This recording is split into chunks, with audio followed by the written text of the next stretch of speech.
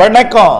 செல்வகுமாரின் நீண்டகால வானிலை ஆய்வறிக்கை. வரக்கூடிய 90 நாட்களுக்கு மழை நிகழ்வுகள் எப்படி அமையும்? அதிகாரப்பூர்வ வானிலை அறிக்கைக்கு இந்திய வானிலை ஆராய்ச்சித்துறை அறிக்கையை பார்க்கவும். 2025 அக்டோபர் 31 வெள்ளிக்கிழமை அதிகாலை நிலவர ஆய்வறிக்கை.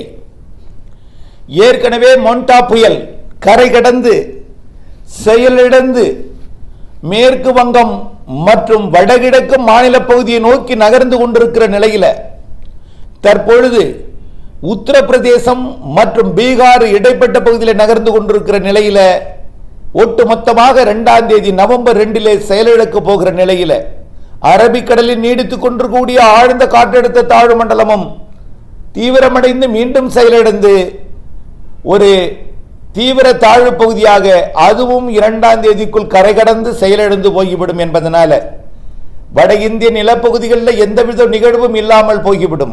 இதனால் வட இந்திய நிலப்பகுதியில் இருந்து அதாவது குளிர் நீராவி வெப்பமடைந்து தமிழ்நாட்டின் தரை வழியாக, அதாவது ஆந்திர எல்லையோர மாவட்டங்கள் வழியாக முதலிலும் கர்நாடகா ஆந்திர எல்லையோர மாவட்டங்கள் வழியாக அடுத்ததாகவும் கர்நாடகா ஆந்திர மற்றும் கேரள எல்லையோர மாவட்டங்கள் வழியாக அடுத்ததாகவும் வந்து நுழைந்து வங்கக்கடலுக்கு பயணிக்க போகிற நிகழ்வின் காரணமாக மாலை இரவு வெப்பச்சலன இடிமழை பொழிவை வரக்கூடிய 2ஆம் தேதி சென்னையை ஒட்டியுள்ள ஆந்திர எல்லையோர மாவட்டங்களுக்கும் 3ஆம் தேதி திருப்பத்தூர், வேலூர், ராணிப்பேட்டை உட்பட ஆந்திர எல்லையோர மாவட்டங்கள் தொடங்கி டெல்டா மாவட்டங்கள் வரைக்கும், 4ஆம் தேதி கர்நாடக எல்லையோர மாவட்டங்கள் தொடங்கி டெல்டா மாவட்டங்கள் வரைக்கும் மழை பொழிவை தொடங்கி மாலை இரவிலே மழை பொழிவை கொடுக்க இருக்கிறது.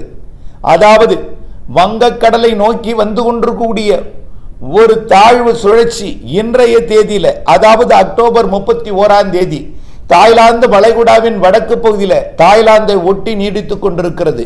அது இன்றைக்கு தாய்லாந்து மியான்மர் கரையை கடந்து வங்கக்கடலுக்குள் மியான்மர் கரையோரம் ரங்கூன், அதாவது யாங்கூன் அருகே வர இருக்கிறது. இந்த யாங்கூன் அருகே வர இருக்கக்கூடிய இந்த காற்று சுழற்சி அப்படியே சிட்டகாங் மற்றும் வங்கதேச கரையை ஒட்டி நகர்ந்து மேற்கு வங்கத்தை அடைய போகிறது. மேற்கு வங்கத்தை அடைய போகிற அந்த நாளிலே வடகிழக்கு மாநிலங்கள் நோக்கி நகர்ந்து கொண்டிருக்கூடிய நிகழ்வின் கட்டுப்பாட்டிலே அது பயணித்துக் கொண்டிருக்கும். புதிய நிகழ்வு வங்கக்கடலுக்கு வரக்கூடிய 3ஆம் தேதி வந்து ஒன்று இறங்க போகிறது.